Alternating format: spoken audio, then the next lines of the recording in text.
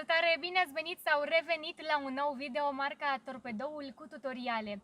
Astăzi aflăm cum înlocuim conducta de la aerul condiționat. Începem prin a da bara jos. Torx de 30. Aceasta are sisteme de prindere deasupra, de desubt și presoarele pe laterale.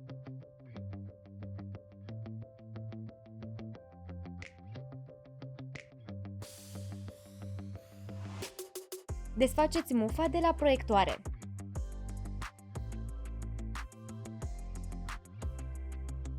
Cu o cheie de 10 desfacem una dintre conductele de la aerul condiționat.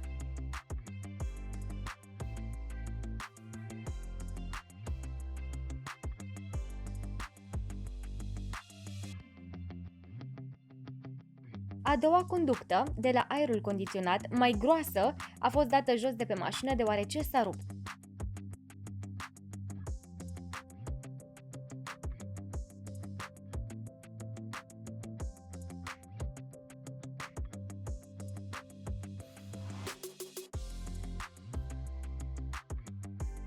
Desfacem clipsurile.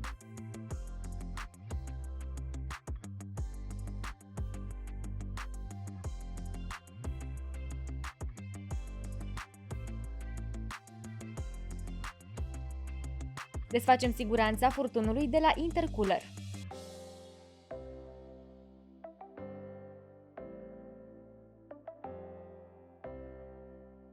Principiul de funcționare al siguranței.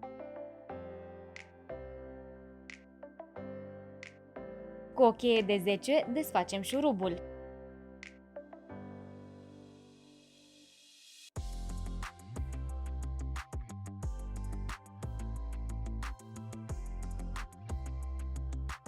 Desfacem și al doilea furtun al intercoolerului.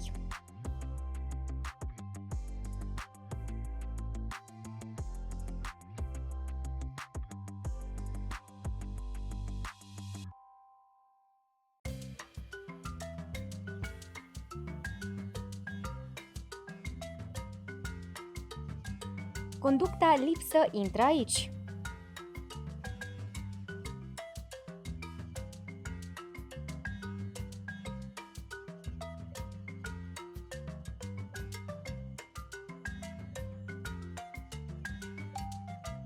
Această conductă de la aerul condiționat se fisurează. O problemă comună la marca Dacia. Una nouă costă 700 de lei, iar una SH de la dezmembrări costă 300 de lei. Varianta noastră, Sudura, costă 20 de lei. Soluția este provizorie și suntem curioși cât rezistă. Freonul e din partea casei pentru noi, deci putem risipi câteva sute de grame.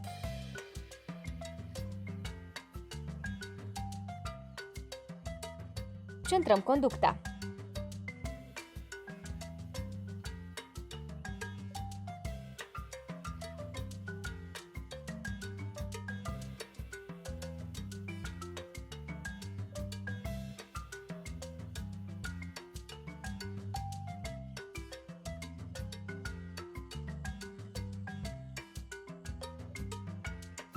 Cap de 10.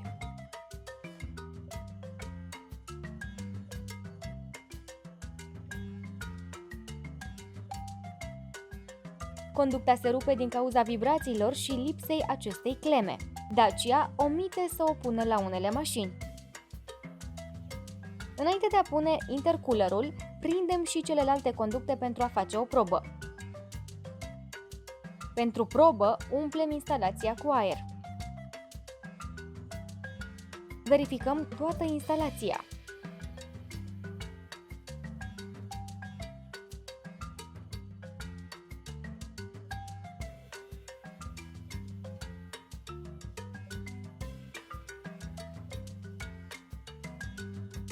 Nu cuplează compresorul cu aer în instalație? Fiți atenți!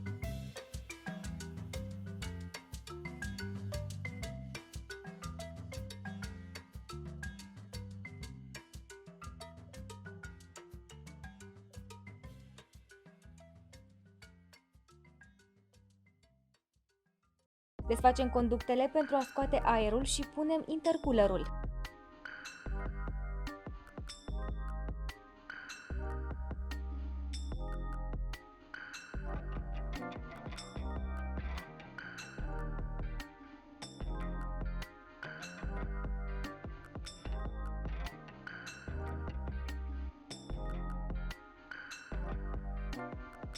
Pe principiul ușii în balamale, așa se fixează și intercoolerul. Trebuie fixat pe poziție atât sus cât și în partea de jos.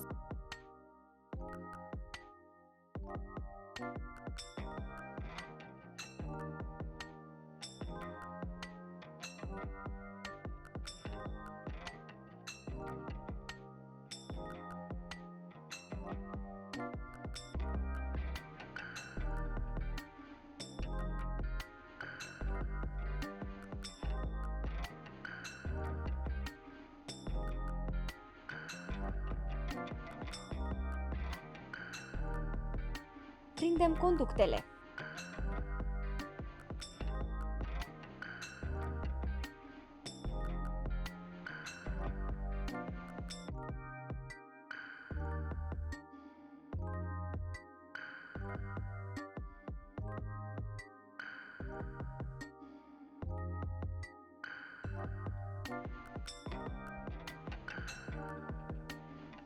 Clipsăm furtunul.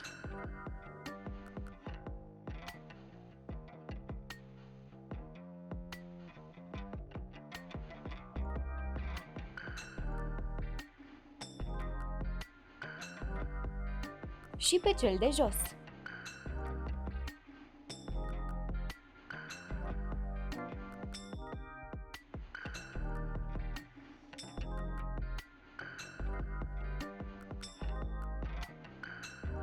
Cuiele de fixare ale radiatoarelor.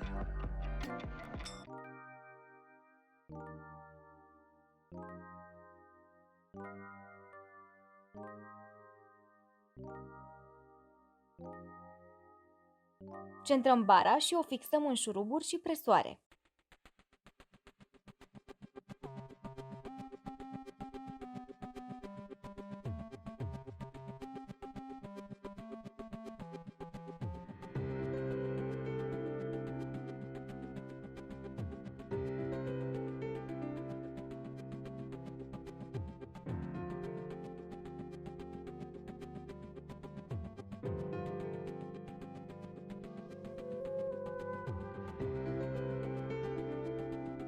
Acesta a fost tutorialul de astăzi. Dacă v-a plăcut, vă invit să dați like și subscribe. Eu vă aștept și pe Instagram, Ana de la Radio. Dați follow acolo!